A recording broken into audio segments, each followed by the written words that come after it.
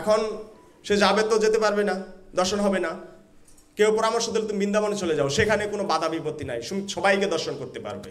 সে বৃন্দাবন গিয়ে জগন্নাথের নামে অনেক লীলাবিলাস রচনা, অনেক কীর্তন সে রচনা করেছেন।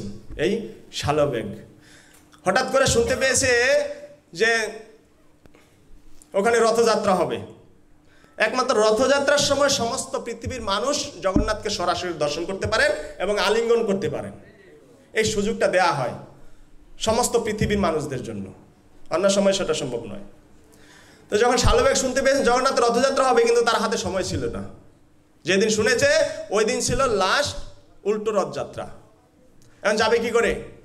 বলছে, হ্যাঁ জগন্নাথ, তুমি যেই নন্দীতে বসে আছো সেই নন্দী যেন এক চুল পরিমাণ না নড়ে আমি আসা পর্যন্ত। তো সেই বৃন্দাবন থেকে 2000 কিলোমিটার দূরত্ব, সেখান থেকে নন্দীকে জগন্নাথকে বলেছে যে তোমার রথ যেন চুল পরিমাণ না যায়। সেইখান থেকে রথ একদম আর হিলছে না, কোথাও যাচ্ছে না, মাত্র একটু হলেই চলে যাবে মন্দিরে, কিন্তু যাচ্ছেই না। কত চেষ্টা করছে পুরীর রাজা, সবাইকে দিয়ে টানছে, হাতি লাগিয়ে দিয়েছে, তাও যাচ্ছে না। তো চিন্তা করো, সেখান থেকে একজন ব্যক্তি জগন্নাথকে এক ডাক দিয়েছিল, সেই রথ থেমে গেছে। আর আমরা যদি সবাই মিলে জগন্নাথকে ডাকি, জগন্নাথ থামবে কিনা? জয় জগন্নাথ, জয় জগন্নাথ, জয় জগন্নাথ।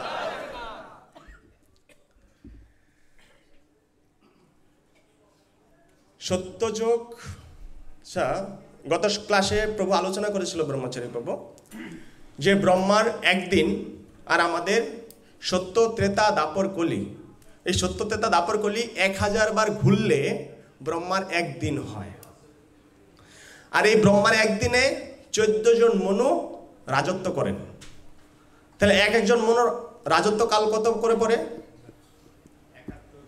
71 চতুর্যুগ। কারেক্ট, গোবর্ধনানন্দ প্রভু 71 চতুর্যুগ পর্যন্ত একজন মনুর আয়ুষ্কাল। এখন আমরা আসি হচ্ছে 7ম মনুর রাজত্বকালের সময়। এর নাম হচ্ছে বৈবস্বত মনু। এখন যে মনু রাজত্ব করছে 7 নম্বর মনু, হ্যাঁ 7 নম্বর মনু। আর এই জগন্নাথপুরী রথ যে মন্দির তৈরি হয়েছে সেটা হচ্ছে প্রথম মনুর দ্বিতীয় চতুর্যুগে। যে প্রথম মনু 71 চতুর্যুগ তার আয়ুষ্কাল ছিল, তার যে দ্বিতীয় চতুর্যুগ, এই চতুর্যুগের সত্যযুগে এই মন্দির প্রতিষ্ঠা করেন জগন্নাথের। তাহলে সেই মন্দির কত যুগ পার হয়ে গেছে তার কোনো ঠিক আছে গ্যারান্টি আছে? মানে কোনো হিসাব আছে? হিসাব করা যাবে? কোনো হিসাব করা যাবে না। এই কথাটা বলা হয়েছে স্কন্দ পুরাণে রয়েছে। আর এই জগন্নাথপুরীতে যত লীলাবিলাস হয় সেগুলো মডেল পঞ্জিকা নামে একটা পঞ্জিকা রয়েছে, এটা পান্ডাদের কাছে থাকে। এই পঞ্জিকার ভিতরে প্রতিদিন কি ঘটনা ঘটছে সকাল থেকে সারা রাত পর্যন্ত, সেই ঘটনাগুলো সব মডেল পঞ্জিকাতে লিপিবদ্ধ করা হয়।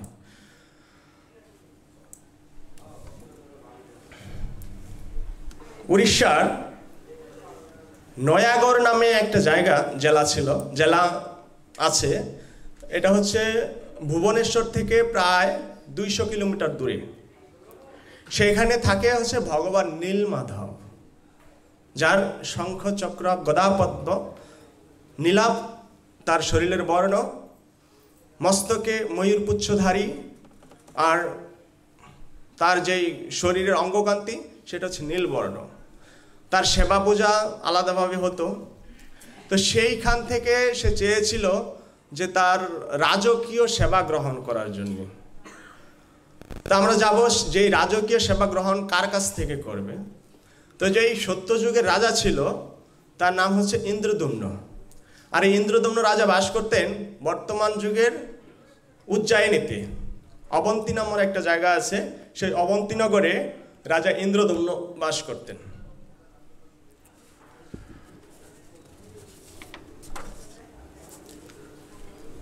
রাজা ইন্দ্রদম্নের স্ত্রীর নাম হচ্ছে দেবী গুন্ডিচা। তো তারা দুজনেই ছিলেন খুব ধার্মিক। অম্বরীশ মহারাজ যেভাবে রাজত্ব পরিচালনা করতেন, সে রাজত্ব যেভাবে করতেন তার সমস্ত ইন্দ্রিয়গুলি দিয়ে সবসময় ভগবানের সেবায় যুক্ত থাকতেন। ইন্দ্রদম্ন মহারাজের কথা ব্যাখ্যা এরকম করা হয়েছে যে রাজা অম্বরীশ মহারাজ এখনকার বর্তমান যুগের বিশেষ বিশেষ ব্যক্তিরা, ধন্যাঢ্য ব্যক্তিরা, বর্তমান যুগে একজন অম্বরীশ মহারাজ রয়েছেন, জানেন? হ্যাঁ, ইস্কনের যে মন্দির, আমাদের সবথেকে বড় ডোনার মায়াপুর মন্দিরের অম্বরীশ মহারাজ দাস, সেই রাজার নাম অনুসারে সেই অম্বরীশের দাস হচ্ছে এই অম্বরীশ প্রভু। তো অম্বরীশ মহারাজ কিভাবে ভগবানের সেবা করতেন?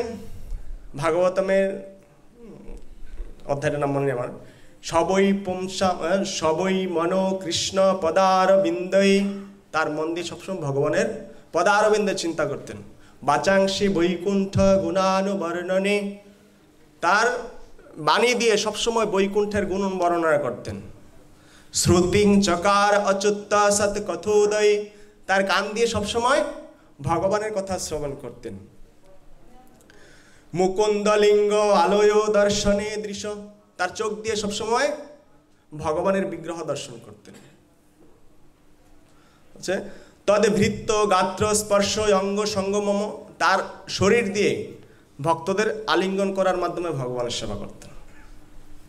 এইভাবে তার সমস্ত ইন্দ্রিয় দিয়ে গ্রাণাঞ্চ তদে পাদ সরোজ সৌরভে, ভগবানের তার যে নাক ছিল সেই নাক দিয়ে শুধু ভগবানের পুষ্পের গ্রাণ গ্রহণ করতেন।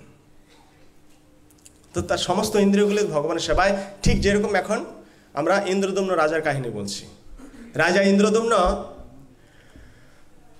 সে ছিল অতিথিপরায়ণ। অতিথিপরায়ণ ব্যক্তিরাই হচ্ছে গৃহস্থ। গৃহস্থের প্রধান কর্তব্য হচ্ছে সে অতিথি আপ্যায়ন করবে। আর যেই ব্যক্তিরা অতিথি আপ্যায়ন করতে জানে না তাদেরকে গৃহমেধি বলা হয়। আর এখন আমরা যে জানি অতিথি কার স্বরূপ হয়? অতিথি হচ্ছে নারায়ণ। নারায়ণ কি খায়? নারায়ণ প্রসাদ খায় না, প্রসাদ আমরা খাই। নারায়ণ ভোগ গ্রহণ করে। হ্যাঁ, তাকে শাক, ফল মূল, পাতা, জল এগুলো দিয়ে দিলেই তিনি সন্তুষ্ট। তা আমরা যে অতিথিকে নারায়ণের স্বরূপ দিয়েছি সেই অতিথিরা কি খায়? হ্যাঁ, এখনকার অতিথিদের নারায়ণ বলা যাবে? অসুর বলতে হবে। তো অতিথি হচ্ছে তারা যারা ভগবানের ভক্ত। অতিথি, তারা তিথি বিচার করে আসবে না আপনার বাড়িতে। যতদূর সম্ভব বৈষ্ণবরা যদি যায়, যতদূর সম্ভব নিজের আত্মীয় স্বজনদের থেকে বেশি তাদেরকে সেবা প্রদান করুন। সেই কথা আপনি নরকে গিয়েও যমরাজকে বলতে পারবেন যে আমার গৃহে বৈষ্ণব এসেছিল, আমি সেবা করেছি। আপনার বলতেও হবে না, চিত্রগুপ্ত অটোমেটিকলি যমরাজকে জানিয়ে দিবে যে এর গৃহে বৈষ্ণব গিয়েছিল, সে বৈষ্ণবকে সেবা করিয়েছে, তার সমস্ত অপরাধ মাপ। গুরু মহারাজ একটা প্রবচনে সুন্দরভাবে বর্ণনা করেছেন যে একজন পাপী, সে শুধু একটু, একটা ভক্ত বৃষ্টিতে ভিজে তার বারান্দায় এসে দাঁড়িয়েছিল, আর সে ভক্তকে গৃহের মধ্যে নিয়ে একটা আসন দিয়েছে বসার জন্য। মাত্র 15 মিনিট সময়, বৃষ্টি শেষ হয়ে গেছে, সেই ভক্ত চলে গেছে। যমরাজ যখন তাকে জমালয়ে জিজ্ঞাসা করছে যে দেখো চিত্রগুপ্ত, ওর পাপ কর্ম আর পুণ্যকর্ম কি আছে, তার পুরো জীবন পাপে পরিপূর্ণ, শুধু এক জায়গাতে ছোট্ট করে লেখা আছে যে 15 মিনিট সময় মাত্র সাধু সেবা করেছিল। তার জন্য তাকে বলছে তুমি 2টা অফার পাচ্ছ। একটা হচ্ছে এই যে সারা জীবন পাপ করেছ, সেই পাপের ফল আগে গ্রহণ করবে, নরক যন্ত্রণা ভোগ করবে, নাকি তুমি এই একটু সাধু সেবা করার কারণে একটা মনুষ্য জন্ম পেয়েছ, সেই মনুষ্য জন্মটা আগে নেবে না পাপ কর্মগুলো আগে খণ্ডন করবে?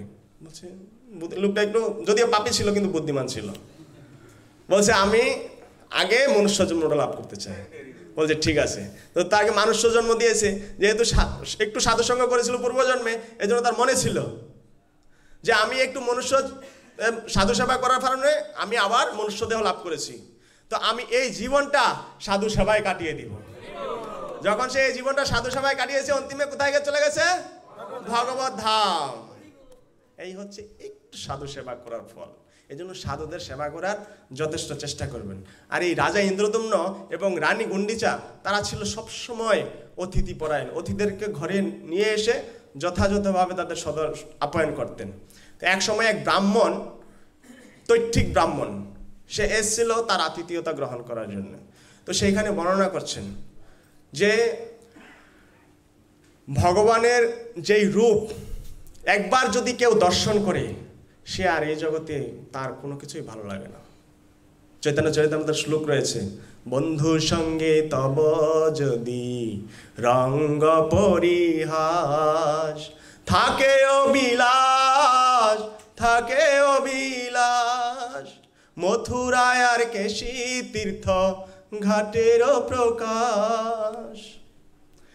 যদি বন্ধুদের সঙ্গে আনন্দ ফুর্তি করার ইচ্ছা থাকে, তাহলে কখনো বৃন্দাবনে যেও না। আর যদি বৃন্দাবনে যাও, তাহলে কেশীঘাটে যেও না। যদি কেশীঘাটে যাও, তাহলে এই যে ত্রিভঙ্গ ললিত বাঁকে বিহারীকে দর্শন করো না। একবার যদি বাঁকে বিহারীকে দর্শন করো, তাহলে তুমি এই জগতের থাকবে না, তুমি তার হয়ে যাবে। আপনাদের যদি ওই তৈঠিক ব্রাহ্মণ বলছে, যদি এই জগতের ভোগ বিলাসতায় মত্ত থাকতে চায়, তাহলে এই ভগবান নীলমাধবকে দর্শন করার দরকার নেই। কারণ সে যদি একবার দর্শন করে, তাহলে সে এই জগতের আর থাকবে না, সবসময় তার হয়ে যাবে। এই কথা শুনে মন্ত্রীমশাই রাজাকে এসে বলছে, রাজামশাই, আপনার অতিথিশালায় একজন অতিথি এসছে, সে সুন্দরভাবে ভগবান নীলমাধবের এত মহিমা বর্ণনা করেছে। কেউ যদি একবার তাকে দর্শন করে, কেউ যদি একবার চিন্তাও করে যে দর্শন করবে, সেই মুহূর্তে তার মৃত্যু হয়, সে ভগবত ধাম প্রাপ্ত হতে পারে। সংকল্প করেছে মাত্র, যায়নি, তাও সে ভগবত ধাম বলছি। তার রাজা তো এমনি ধর্মপরায়ণ, আর যখন ভগবানের কথা শুনেছে, তার আকর্ষণ আরো বেড়ে গেছে ভগবানের প্রতি। শীঘ্রই যাও, গিয়ে জিজ্ঞাসা করো সেই নীলমাধব কোথায় থাকে। গেছে মন্ত্রী, গিয়ে দেখে সে তো ঠিক ব্রাহ্মণ নেই, চলে গেছে। খুঁজেও তাকে কোথায় পাওয়া যাবে? সেনা সৈন্য এদিক ওদিক পাঠিয়েছে, ঠিক ব্রাহ্মণ নেই, কোথাও নেই, চৌদাও হয়ে গেছে। এখন রাজার ব্যাকুলতা তো আরো বেড়ে গেছে, যেই ব্রাহ্মণকে পাওয়া যাচ্ছে না, তার উৎকণ্ঠা আরো বেড়ে গেছে ভগবানকে দর্শন করার লালসায়। বলছে, ভগবানকে খুঁজে বের করো। সমস্ত ব্রাহ্মণদের একত্রিত করে চতুর্দিকে ব্রাহ্মণদের পাঠিয়ে দিয়েছে। তার থেকে পূর্ব দিকে পাঠিয়েছে হচ্ছে তার যে শ্রেষ্ঠ রাজগুরুর দায়িত্বে ছিল, তার নাম হচ্ছে বিদ্যাপতি। সেই বিদ্যাপতি একাই চলে গেছে, একা যায়নি, তার সাঙ্গপাঙ্গ নিয়ে গেছে, চতুর্দিকে ব্রাহ্মণদের দিয়েছে, টাইম দিয়েছে 3 মাস। 3 মাসের মধ্যে যেই নীলমাধবের কথা আমার কাছে এসে পৌঁছে দিতে পারে, কোথায় আছে নীলমাধব, তাকে এই রাজত্বের বিশাল এক অঙ্কের পুরস্কৃত করা হবে এই রাজ্য থেকে। তাকে রাজ দরবারের অংশ হিসেবে গণ্য করা হবে। যে কেউ নীলমাধবের সংবাদ আমাকে দিতে পারে। সবাই 3 মাস পরে সব ফিরে এসছে।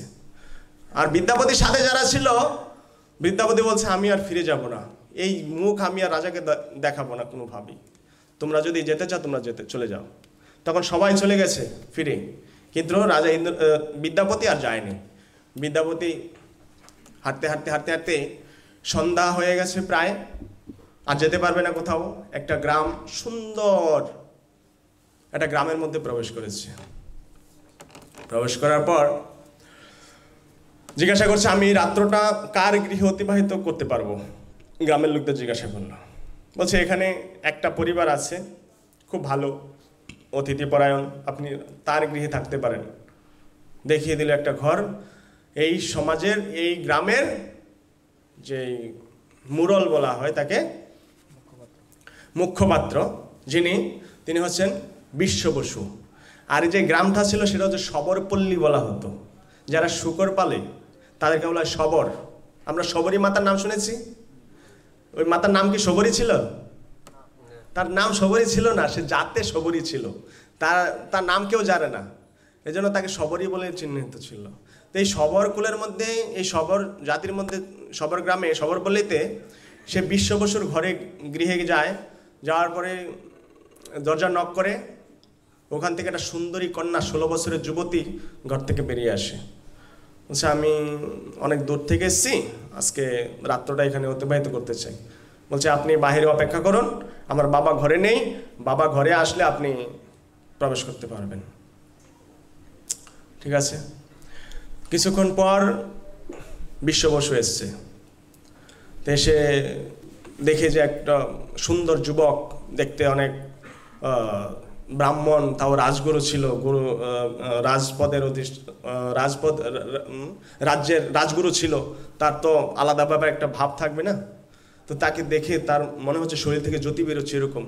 বলছি প্রণাম, দেখতেই ব্রাহ্মণ চিনে ফেলেছে। বলছে আপনি? বলছে হ্যাঁ আমি চলে এসেছি, একটু কাজে এসেছিলাম, এখন রাত্র হয়ে গেছে, আমাকে তো এখানে থাকতে হবে রাত্র কাটানোর জন্য। বলছে ঠিক আছে, কোনো অসুবিধা নেই, আপনি থাকুন। তো যেই ঘরে ছিল ওই সুন্দরী মেয়েটা, ওর নাম হচ্ছে ললিতা।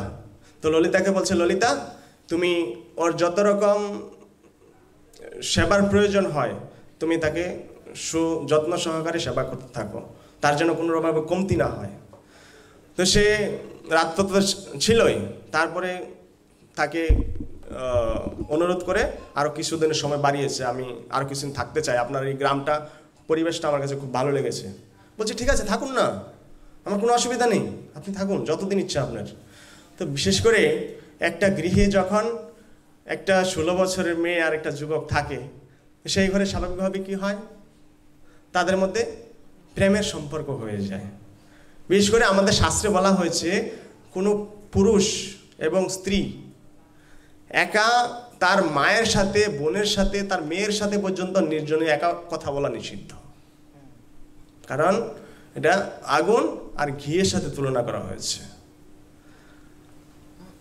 তো যখন ললিতা আর বিদ্যাপতি তাদের মধ্যে একটা প্রেমের সম্পর্ক হয়ে যায়, প্রেমের সম্পর্ক হওয়ার ফলে কিছুদিন পর বিদ্যাপতি বিশ্ব বসুকে বলে যে আপনার মেয়ের সাথে আমি বিবাহ বন্ধনে আবদ্ধ হতে চাই, যদি আপনার কোনো আপত্তি না থাকে। বলছি অহভাগ্য মহাভাগ্য, এটা আমার পরম সৌভাগ্য যে আপনার মতো একজন বিজ্ঞ ব্রাহ্মণ আমার কন্যাকে গ্রহণ করতে চাইছেন। আমি একজন নিচকুলের মানুষ, তো উচ্চকুলের পুরুষ নিচকুলের মেয়েকে বিবাহ করতে পারে, শাস্ত্রীয়ভাবে নির্দেশ দেওয়া আছে, কিন্তু একজন নিচ বর্ণের পুরুষ উচ্চ বর্ণের মেয়েকে বিবাহ করা নিষিদ্ধ আছে তাতে শাস্ত্রীয়ভাবে।